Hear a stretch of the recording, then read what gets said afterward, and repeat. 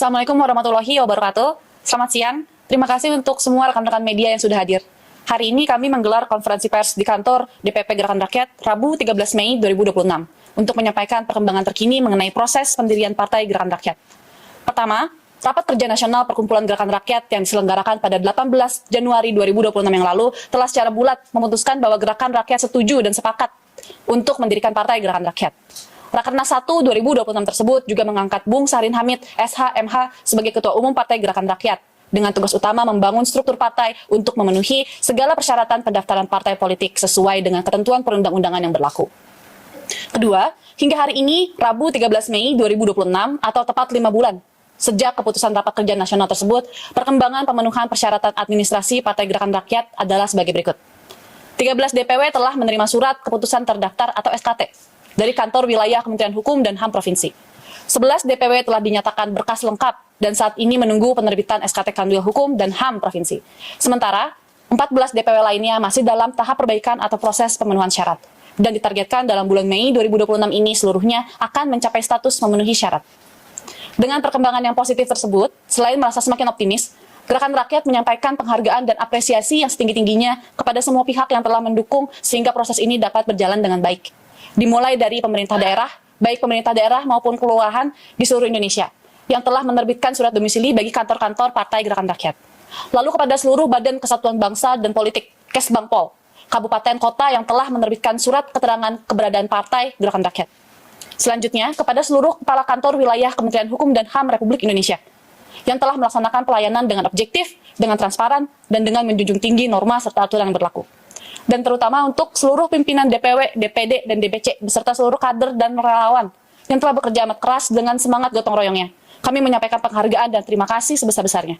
Sementara, bagi yang masih melakukan perbaikan, kami sampaikan doa dan dukungan penuh agar segera dapat menyelesaikan seluruh persyaratan. Yang juga penting, kepada seluruh rakyat Indonesia, khususnya rakyat biasa dan para pemuda. Terima kasih atas dukungan, antusiasme, dan doa yang terus mengalir pada Gerakan Rakyat. Perlu selalu kita ingat bahwa Partai Gerakan Rakyat lahir dari rakyat biasa dan anak-anak muda pemberani. Karena itu, partai ini juga akan selalu berkomitmen memperjuangkan nasib rakyat biasa dan masa depan generasi muda Indonesia. Demikian pernyataan pers ini kami sampaikan. Teruslah bergerak, teruslah bersatu, dan teruslah bersyukur. Dengan gotong royong, mari kita bangun Indonesia sama-sama. Saya juru bicara Gerakan Rakyat, Sarai, mewakili tim administrasi partai, Reni, Farhan, Bila, Erlangga, Ali, dan Yuda. Kami pamit undur diri. Salam. Dan ibu bapak sekalian, yang keempat adalah sudah harus mulai menggalang kekuatan muda. Anak-anak muda pemberani ini banyak sekali yang ada di lingkungan kita, yang ada di sekitar kita. Anak-anak muda yang memiliki kesadaran membangun bangsa, anak-anak muda yang menjadi bagian dari harapan bangsa. Anak-anak muda ini harus menjadi bagian penting dari Gerakan Rakyat. Ibu bapak lihat tadi, dari acara kita mulai sampai dengan perayaan 35.000 anggota, ibu bapak berkoordinasi secara administrasi, semua di Dewan Pimpinan Pusat ini dikelola oleh anak-anak muda hebat yang membaktikan diri kepada organisasi secara penuh. Ini harus kita bangun. Partai kita ini lahir dari rakyat biasa. Rakyat biasa berkumpul di Jakarta pada tanggal 18 Januari 2026. Dari Sabang sampai Merauke, dari Miangas sampai Pulau Rote, kemudian bersepakat bahwa kita harus membangun partai politik. Syahrir, Muhammad Natsir, Buya Hamka, Tan Malaka menunjukkan bangsa ini bisa maju tanpa kehilangan akal sehat dan tanpa kehilangan nurani. Maka ketika hari ini saya berbicara di Padang, ini bukan sekedar sambutan, tapi usaha menyambungkan kembali dengan amanat pemikiran orang-orang Minangkabau yang disumbangkan untuk Republik Indonesia. Dan ini akan dibahas tentang bagaimana sumbangan itu kaitannya dengan kondisi sekarang. Ibu sekalian, hari ini setahun sudah rakyat memberi kesempatan kepada pemerintahan baru yang sekarang sedang bertugas. Selama 1 tahun kita beri waktu, kita tidak langsung menghakimi. Itulah etika berdemokrasi, bahwa pemerintah baru dikasih kesempatan untuk bekerja. Nah, kalau 5 tahun itu 100%, maka 1 tahun itu adalah 20%. Pertanyaannya sederhana, setelah berjalan 20% ini, apakah janji-janji besar itu paling tidak terasa sudah 20% di lapangan? Janji soal jutaan lapangan kerja, jutaan rumah rakyat, ratusan fakultas kedokteran baru, apakah sudah mulai kelihatan bentuknya di kabupaten, di nagari, di pasar, di rumah-rumah warga? Ini bukan pertanyaan sinis. Ini adalah pertanyaan wajar dari rakyat kepada pemerintah. Kalau jawabnya seperti tadi belum terasa, itu artinya bukan rakyat yang salah bertanya, tapi pemerintah yang harus memperjelas arah. Koreksi bukanlah permusuhan. Justru koreksi adalah cara rakyat menjaga agar mandat yang diberikan rakyat kepada pemerintah tidak melenceng dalam pelaksanaan. Nah, hari ini ada 3 keresahan besar rakyat. Apa itu? Urusan makan, urusan kerja, urusan masa depan. Di dapur banyak keluarga hari ini, lauk terasa makin tipis. Harga beras mahal. Lauk, transport, sekolah, biaya pendidikan, biaya kesehatan, semua terasa menekan. Tapi di sisi lain, laporan-laporan ekonomi mengatakan dan bunyinya bagus-bagus. Jurangnya ada di sini nih. Ini jurangnya nih. Apa yang terjadi? Angka di atas nampak tumbuh, tapi di bawah merasa was-was. Negara sudah saatnya kembali memihak dapur-dapur rumah tangga, bukan memihak mereka yang berada dalam kemegahan podium-podium yang ada di Republik ini.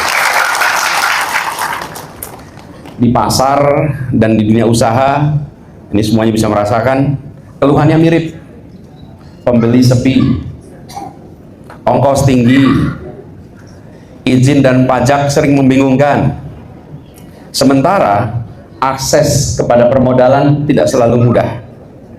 Kalau kondisi ini dibiarkan, maka pasar rakyat yang jadi penyangga ekonomi daerah bisa pelan-pelan surut. Dan kondisi ini sekarang ini sudah terlihat. Lalu kita lihat anak muda. Persoalan utama bagi anak muda apa? Lapangan kerja dan masa depan. Melamar berkali-kali, tak kunjung dapat panggilan untuk bekerja. Yang bekerja pun banyak yang upahnya pas-pasan. Pengangguran dilaporkan menurun, tapi sebenarnya banyak yang berpindah dari pekerjaan formal menjadi pekerjaan informal. Yang artinya apa? Kalau pekerjaan informal itu perlindungan sosial lemah, perlindungan hukum lemah. Memang masih tercatat bekerja, tapi upahnya tak layak. Dan kita harus pahami ini sebagai sebuah kenyataan. Jadi, janji tentang lapangan pekerjaan itu harus diterjemahkan menjadi program yang sejak sekarang juga menyentuh para pencari kerja, utamanya anak-anak muda. Dan ini harus dikerjakan sekarang, bukan nanti-nanti. Lalu pertanyaannya, apa yang harus diprioritaskan sekarang? Dalam kondisi tekanan hidup seperti ini, negara tidak boleh sibuk mengejar seremoni dan proyek-proyek yang berbiaya besar, tapi manfaatnya belum tentu dirasakan oleh rakyat. Apalagi kalau menimbulkan beban hutang yang harus ditanggung oleh seluruh rakyat, padahal manfaat proyeknya hanya dirasakan oleh sebagian kecil. Kita ingat pernah ada pembangunan kereta api cepat dari Jakarta ke Bandung, yang menanggung adalah rakyat dari Sabang sampai Merauke, yang merasakan. Inilah contohnya. Bagaimana ke depan kita harus lebih memastikan program-program yang dibiayai oleh rakyat dirasakan oleh rakyat. Jadi, energi fiskal, energi politik harus diarahkan ke meja makan keluarga dulu. Bansos yang datanya benar, bantuan yang bisa sampai tanpa potongan, layanan yang cepat kepada warga, itu yang betul-betul dibutuhkan. Negara yang kuat itu akan melepaskan beban rakyat yang paling bawah dulu. Jadi kalau negara kuat itu bukan meringankan yang di atas, tapi harus meringankan yang di bawah. Dan program-program besar yang menyangkut anak dan keluarga harus menjadi prioritas penting. Pelaksanaannya harus aman, harus rapi, dan bisa diaudit. Tapi kalau programnya baik, eksekusinya tergesa-gesa, mutunya dikompromikan, keselamatan dikorbankan, maka anak-anak kita yang justru menjadi korban. Lebih baik sedikit bertahap, pelan tapi pasti sampai ke setiap anak, daripada cepat tapi menimbulkan masalah dalam pelaksanaannya. Dan kita bisa saksikan kebutuhan tentang lapangan kerja ini bisa digenjot sebetulnya lewat program-program padat karya yang langsung menyentuh kota dan desa. Sederhana, pembangunan saluran air, irigasi kecil, jalan lingkungan, pasar rakyat, sanitasi rumah susun sewa. Itu semua adalah model-model yang bisa menyerap tenaga kerja, bisa menggerakkan ekonomi lokal, dan rakyat bisa melihat dengan mata kepala sendiri bahwa negara memang bekerja untuk rakyatnya. Dan bersama dengan itu, kita lihat usaha kecil yang hari ini kembang kempis. Usaha kecil harus dibuat lebih mudah hidupnya. Apa misalnya? Izinnya sederhana, pajaknya ringan dan jelas, dan pembayaran proyek pemerintah yang tidak molor. Kasihan usaha-usaha yang bekerja untuk pemerintah, bayarannya tak kunjung datang, tagihan tak pernah direspon. Ditambah lagi kita perlu bantuan modal langsung kepada semua usaha. Ini adalah contoh yang perlu dikerjakan oleh pemerintah. Nah, bagaimana pemerintah perlu membenahi ini semua? Ada satu hal yang juga dirasakan oleh publik. Apa itu? Yang kita tonton, struktur pemerintah makin gemuk, lembaga pemerintah makin bertambah. Di saat yang sama, daerah diminta untuk efisien, rakyat diminta untuk berhemat. Ini pesannya menjadi tidak konsisten. Ada penambahan badan-badan baru di berbagai tempat, sementara Pemda di seluruh Indonesia diminta untuk lebih efisien. Nah, ini yang kemudian menimbulkan pesan yang bercampur. Ketika rakyat mendengar pejabat bicara efisiensi, rakyat tentu senang. Tapi ketika melihat lembaga dan fasilitas mereka justru bertambah, rakyat jadi bingung. Sebenarnya yang mana pesannya ini? Yang efisien, seperti dikatakan, atau yang dikerjakan? Itu sebagai contoh. Ini harus dimulai dengan konsistensi. Bila tidak, kepercayaan akan turun. Ibu sekalian, kita semua sadar, teladan tentang berhemat tidak bisa dimulai dari bawah. Teladan harus dimulai dari yang paling atas. Ada pula kebiasaan yang bikin rakyat sering lelah. Apa itu? Kebijakan diwacanakan, dilempar dulu, jadi ramai, bikin pasar dan dunia usaha bingung, baru kemudian ditarik kembali, dikoreksi. Pola viral dulu, cabut kemudian, sering terjadi seperti ini. Ini tidak sehat untuk kredibilitas kebijakan. Ini tidak sehat untuk iklim politik. Ini tidak sehat untuk iklim ekonomi. Negara yang besar dan menjalankan tugas dengan benar itu harus terdengar suaranya dengan lantang, matang hitungannya, komunikasinya rapi. Itu juga artinya komunikasinya rapi, satu sama lain dibereskan. Jangan pejabat A bilang A, pejabat B bilang B, pejabat C bilang C. Yang terjadi adalah kebingungan. Ini juga yang terkait dengan komunikasi. Komunikasi pejabat harus kembali merunduk. Halo teman-teman, jumpa bersama saya di Politik Dangi. Luar biasa sekali teman-teman. Bagaimana Anies Baswedan ya, tokoh yang sangat membuat kita kagum per hari ini teman-teman ya. Saya ketawa, kenapa? Saya yakin para termul bakal geleng-geleng kepala. Nggak menyangka mungkin bakal menangis di pojokan. Iya ya kan?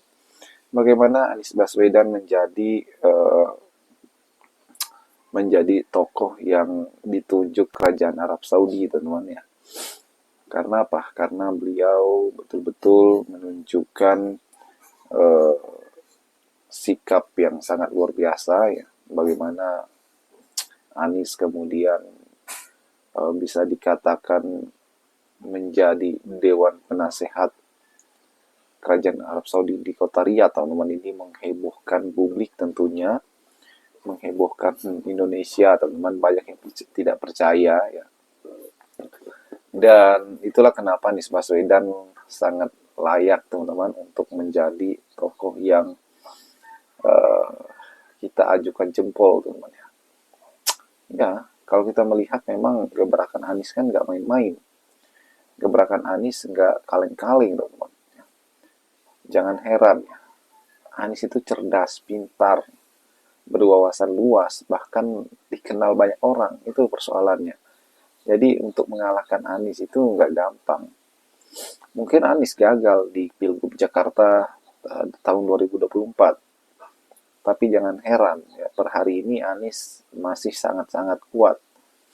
Bagaimana relawannya, ya kan, timnya. Anies membuat partai. Ya, itu kan nggak kaleng-kaleng, teman-teman, nggak main-main. Ya.